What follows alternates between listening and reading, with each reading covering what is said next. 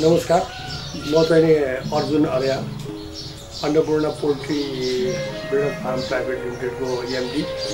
यसको चेयरम्यान चाहिँ मेरो श्रीमती सुमा देवी अर्याल हो र म यहाँ एमडीको रूपमा कार्यरत छु। यो चाहिँ 2058 सालमा सुरु भएको। म योभन्दा पहिला बालाजीमा बसेर बालाजीको घरबारीहरू बेचेर म यहाँ आएर यो कृषिमा केही गर्नुपर्छ र मेरो अकुपेसन कृषिबाटै अगाडि बढ्नुपर्छ भन्ने सोचका साथ म यहाँ आएको। मैले पहिला लेयर्स फार्म सुरु गर्दाखेरि मुस्किलले 10-12 हजारबाट सुरु गरेको। अहिले यसको क्यापासिटी 1 लाख कुखुराको छ र अहिले मसँग 251 पेटी अन्डा आउँछ। त्यो भनेको प्रत्यक्ष त करिब 50-55 हजार अन्डा दिनको उत्पादन हुन्छ र त्यो 50-55 हजार अन्डा चाहिँ मार्केटमा मैले आजसम्म बेच्नु परेको छैन। यहीँबाट नै डेलिभरी हुन्छ। यसको एउटा गुडविल पनि त्यो हो। र मैले आजभन्दा 10 वर्ष अगाडि यो कुखुराबाट निस्केको सुलीबाट पनि गोबर ग्यास जस्तै चाहिँ ग्यास निस्किन्छ र यो बल्छ, यो एनर्जी हो भन्ने कुराको पहिला प्रामाणिक रूपमा चाहिँ मैले पत्ता लगाएर गरेको थिएँ।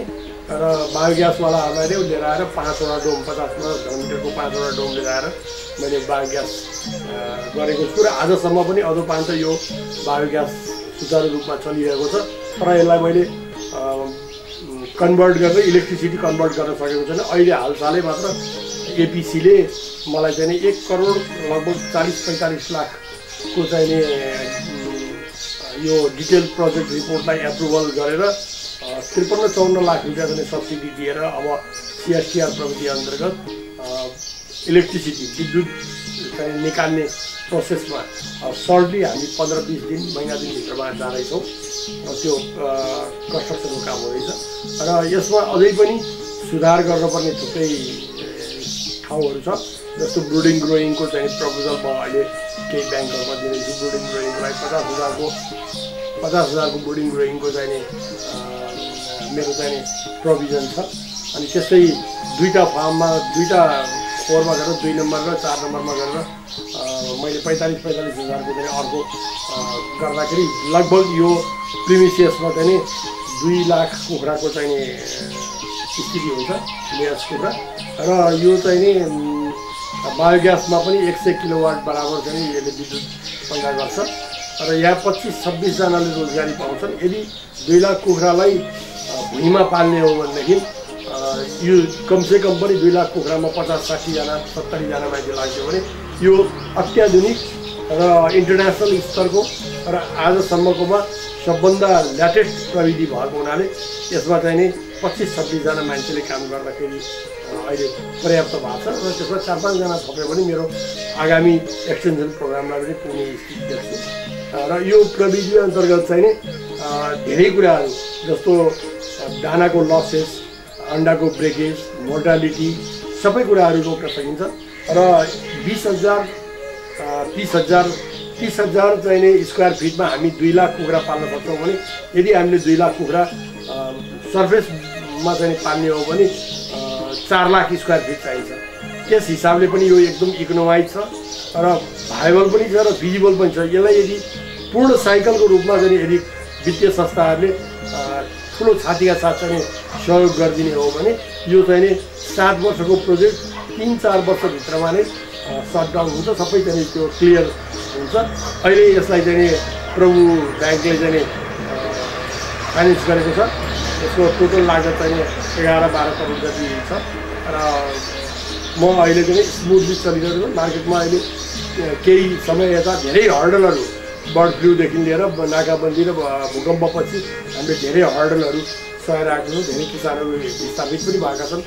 तर अहिले ती किसान विस्थापित हुनु र सबै किसानहरू सिद्धिएको अवस्था भएको कारणले पनि मार्केटमा अहिले ठुलो ग्याप आएको हुनाले अलिकति अन्डाको भाउ चाहिँ राम्रै आइरहेको छ र प्रोजेक्ट चाहिँ फिजिबल रूपमा अगाडि बढिरहेको छ। त्यसम्म मैले यसलाई चाहिँ बजारमा बेच्न जान परेको छैन। यो करिब यसको मार्केट क्षेत्र भनेको 50 लाख को हाराहारीमा मान्छे राजधानीमा बस्छन्। त्यसकारण यसको सबैभन्दा क्रिम मार्केट भनेकै राजधानी हो र यो यहाँबाट हामीसँगबाट यो मेन यो बिचौलियाहरूले चाहिँ यो लिएर जान्छन्।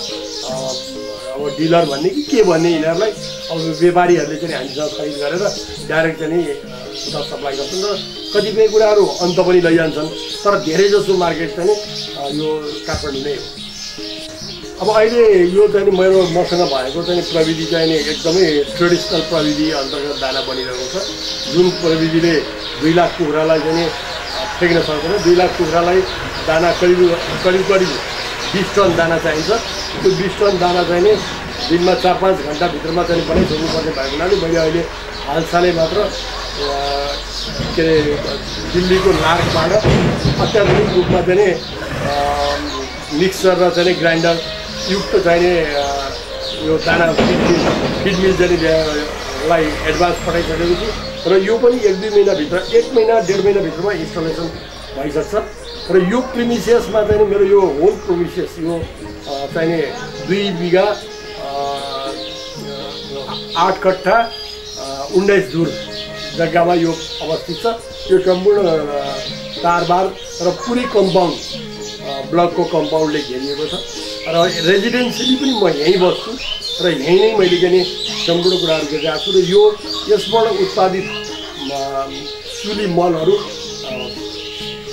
कृषिको लागि अत्यन्त फलदायी छ र यो चाहिँ नि न्युट्रिजनयुक्त नाइट्रोजनयुक्त भएको हुनाले यसको न्युट्रिसन भ्यालु पनि अत्यधिक रूपमा छ र यसले चाहिँ नि किसानहरूमा जुन जग्गाको क्षय हुने केमिकल मलहरूले क्षय हुने स्थितिलाई रोक्छ र राम्रो अहिले चाहिँ भइरहेको छ। र हामीले एउटा अहिले शक्तिको गर्दासमा चाहिँ एउटा चाहिँ बायोफर्ट भन्ने चाहिँ यो अत्याधुनिक रूपमा चाहिँ मल तयार गर्ने चाहिँ एउटा कारखाना पनि खोलेको छौँ।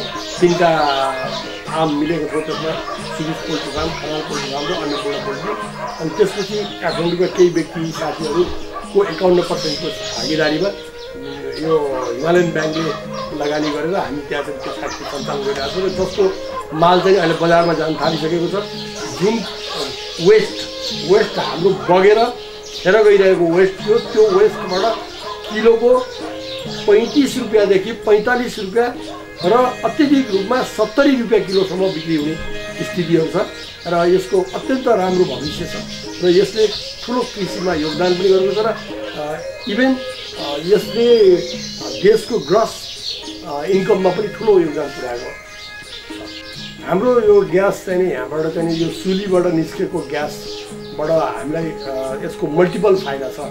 एउटा चाहिँ सुलीबाट निस्केको ग्यास चाहिँ हामीले बालेपछि इनर्जी हुन्छ, इनर्जीपछि त्यो विद्युतमा हामीले कन्भर्ट गर्न सक्छौँ र यत्रो यो 2 लाख कुखुरालाई चाहिने विद्युत करिबन 100 किलोवाट चाहिँ हामीलाई त्यसरी पुग्छ। त्यो भनेको लगभग महिनाको 5-6 लाख रुपियाँ बचत हुन्छ विद्युतमा र त्यो विद्युत बचत हुनु भनेको 100 किलोवाट बराबर विद्युत चाहिँ आम जनता भाटामा सब्सिडाइज हुन्छ। त्यो चाहिँ उतापट्टि जान सक्छ र त्यो हाम्रो बचत हुन्छ, नेसनल इन्कममा चाहिँ बचत हुन जान्छ। त्यो एउटा कुरा त्यो हुन्छ भने अर्को कुरो त्यसबाट यसले दुर्गन्धयुक्त बनाइदिन्छ। त्यो ग्यासमा हुन्छ त्यो सबै अमिनियाहरू, त्यो गनाउने पदार्थहरू, हाम्रो वेस्टको दुर्गन्धहरू सबै ग्यासमा हुन्छ र त्यो ग्यास बलेपछि त्यो दुर्गन्ध मुक्त हुन्छ र त्यो दुर्गन्ध मुक्त हुन साथै यतापट्टि त्यसबाट निस्केको झोल एकतिर पानीको रूपमा फेरि त्यो मल नै हुन्छ र त्यसबाट निस्केको छोक्रा, त्यो ग्यासबाट पछि निस्केको छोक्रा फेरि आफैमा फेरि अत्यधिक ऊर्जाशील चाहिँ मल पनि हुन्छ। भन्दाखेरि यसको 4-5 वटा बायो प्रडक्टहरू निस्किन्छ र त्यो 4-5 वटा बायो प्रडक्टले हामीले त्यसलाई यदि क्यास गर्न सक्यौँ, मार्केटमा लैजान सक्यौँ भने अन्डा भनेको बर बिक्री नभए पनि केही हुँदैन, तर त्यो 4-5 वटा प्रोडक्टले एकदमै भाइबल भएर प्रफिटेबल भएर यो अत्यन्त प्रोडक्टिभ प्रडक्ट हो, यो अत्यन्त प्रोडक्टिभ उद्योग हो। हाम्रो देशमा अहिले हामीले जति उत्पादन गरिरहेछौँ यसले झन्डै 4देखि 6% के अरे जिडिपीमा योगदान गरिरहेको छ यो कृषिमा र यसले अब बाहिरको अनुपातमा यो इन्टरनेसनल स्ट्यान्डर्डमा हेर्दाखेरि युरोप अमेरिकामा 150, 200, 250 अन्डा चाहिँ पर एनम एक व्यक्तिले खान्छ भने अब चाइना जापानहरूमा त्योभन्दा पनि बढी अनुपातमा चाहिँ खाइरहेको अवस्था छ। तर इन्डियन एभरेज गर्दाखेरि 150 देखि 200 वटा अन्डा एउटा व्यक्तिको भागमा पर्छ इन्टरनेसनल स्ट्यान्डर्डमा। तर हामीले यहाँ जम्मा 45 वटा मात्र खाइरहेको छौँ।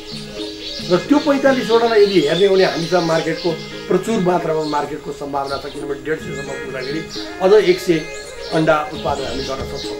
त्यस्तो स्थितिमा हामीले प्रत्येक व्यक्तिलाई हामीले 150 अन्डा खुवाउनु पर्ने अवस्था नभयो भने माल न्युट्रिसनको प्रब्लम हुँदैन। हामी कहाँ जुन चाहिँ यो अन्डा यति सस्तो छ, एउटा समोसा भित्र आलु राखेको समोसा अथवा चाउचाउ जसमा केही पनि न्युट्रिसन भ्यालु छैन, त्यो भित्र केही पनि नभएको चिजहरू हामी 20 रुपियाँ 25 रुपियाँ 30 रुपियाँ किनेर खान्छौँ भने यो 12-13 रुपियाँ 14 रुपियाँ 15 रुपियाँमा हाम्रो 15 रुपियाँमा एउटा अन्डा आउँछ। त्यो अन्डामा 5 वटा भिटामिन हुन्छ, ABCDE र अनि त्यहाँबाट यसैमा फेरि फोलिक एसिड हुन्छ, यसैमा फस्फरस हुन्छ, यसैमा क्याल्सियम हुन्छ।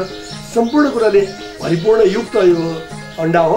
यसबाट चाहिँ हामीले ठुलो चाहिँ मतलब चाहिँ आफूलाई राहत गर्न सक्छ र मार्केट पनि यसको प्रचुर मात्रा भएको हुनाले अरू नयाँ उद्यमशील व्यक्तिहरू आउँदाखेरि चाहिँ एउटा व्यवस्थित ढङ्गले सम्पूर्ण कुरालाई हेरेर यदि आउनुभयो र यसलाई म त एकदमै बाइ फोर्स आएको हो, म कुनै चाहिँ राम्रोसँग चाहिँ स्टडी गरेर यसलाई पुरा गरेर आएको होइन, म बाइ फोर्स आएको। तर अब आउने साथीहरूले चाहिँ यदि यसलाई व्यवस्थित ढङ्गले यदि यसलाई चाहिँ मतलब सिस्टमेटिक ढङ्गले र आधुनिक ढङ्गले आउनुभयो र कमसेकम पनि 50 देखि 100 हजारसम्मको चाहिँ क्यापेसिटीमा आउनुभयो भने यसको भविष्य अत्यन्त उज्जवल छ।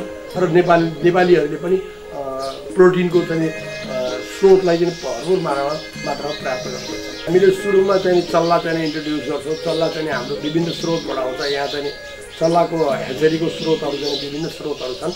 ती स्रोतहरूबाट हामी चल्ला ल्याउँछौँ। चल्ला लिएर आएर अनि डे 1 चिक्स आउँछ, यहाँ डे 1 चल्ला आउँछ। त्यो चल्लालाई हामीले पहिला चाहिँ हामीले फ्लोरमा हुर्काउँथ्यौँ। फ्लोरमा भनेको जमिनमा हुर्काउँथ्यौँ भुस हालेर। त्यो चाहिँ त्यति वैज्ञानिक भएर त्यो त्यति फिजिबल भएन भने अहिले हामीसँग चाहिँ 18,000 चल्ला हुर्काउने केज नै छ। त्यो केजमा योपल्ट हामीले केजमै 1 दिने चल्ला हालेर हुर्काउँदाखेरि त्यसको परिणाम चाहिँ अत्यन्त उत्साहजनक परिणाम देखिएको छ। सबै चल्लाहरू युनिफर्म, सबै चल्लाहरू चाहिँ वेट गेन गरेको अवस्था र सबै चल्लाहरू स्वस्थ र मोर्टालिटी पनि नभएको अवस्था र सम्पूर्ण कुराले चाहिँ त्यो चल्लाहरू एकदम राम्रो देखिएको छ। र त्यसरी आउँदाखेरि त्यो स्वास्थ्यवर्धक चल्लाले भोलि दिने उत्पादन क्षमतामा पनि अत्यन्त सकारात्मक चाहिँ प्रभाव पार्ने हुन्छ। त्यस कारण चाहिँ हामी अहिले चाहिँ केजमै ब्रुडिङ गर्दै हिँडेका छौँ। मेरो यो अहिलेको स्तरको चाहिँ क्यापेसिटीको केजलाई चाहिँ यो पनि पर्याप्त नभएको हुनाले मैले 1 नम्बरको केज एक नम्बरको खोरलाई 50,000 को चल्लाको क्यापेसिटीमा अब एक्सटेन्सन प्रोग्राममा जानुपर्ने अवस्था छ भने 2 नम्बरलाई चाहिँ अब लेयर्स केजमा परिणत गरेर 45,000 को बनाउनु पर्ने छ र 4 नम्बरको पुरानो भइसकेको हुनाले त्यसलाई पनि एक्सटेन्सन प्रोग्राममा राखेर 45,000 को चाहिँ फेज वाइज रूपमा गरेर जानुपर्ने छ। त्यो गर्दाखेरि एज ए होल साइकल चाहिँ 2 लाख कुराको हुन्छ यो प्रेमिसेस। अब यसमा यो एउटा चल्ला चाहिँ हामीले लिएर आएपछि यसको अविधि चाहिँ के हुन्छ भने यो चल्लालाई हामीले यसको चाहिँ अब मेडिसिन दिने, ट्रिटमेन्ट गर्ने, यसलाई हुर्काउने प्रविधि गरेर लैजाँदाखेरि लगभग 14 हप्तासम्म चाहिँ हामी एउटा केजमा राख्छौँ। ब्रुडिङ ग्रोइङ केज भन्छौँ हामी त्यसलाई। अनि त्यो 14 हप्तापछि अनि लेइङ केज, अब त्यो अन्डा पार्ने केजमा लैजान्छौँ। अनि त्यो चाहिँ लेइङ केजमा 14 हप्तापछि गएपछि 20 हप्ताबाट त्यसले अन्डा पार्न थाल्छ र त्यो 80 हप्ता 90 हप्ता 100 हप्तासम्म पनि अन्डा पार्छ। तर त्यसको एउटा स्ट्यान्डर्ड नर्म्स चाहिँ के भनिन्छ भन्दाखेरि 20 हप्तापछि पाल्ने भएको हुनाले यसले 355 वटा अन्डा दिन्छ भन्ने एउटा एजम्सन छ। त्यो अनुसार चाहिँ करिबन 70 देखि 80 हप्ताभित्रमा यो चाहिँ यसले आफ्नो अन्डाहरू सबै दिइसकेको अवस्था हुन्छ र त्यसपछि यसलाई चाहिँ हामी कलिङ बर्ड भनेर बजारमा पठाउँछौँ।